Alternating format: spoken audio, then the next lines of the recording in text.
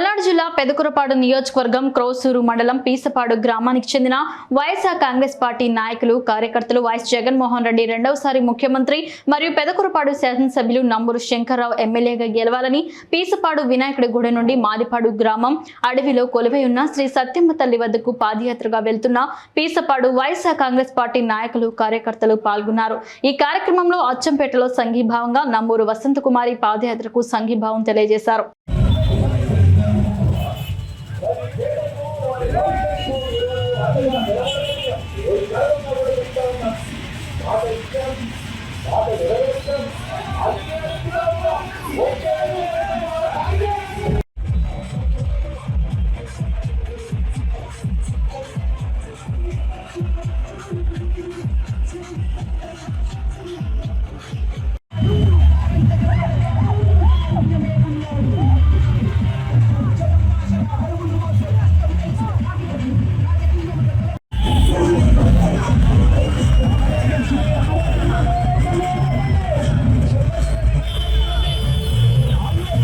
He's on next by DJ.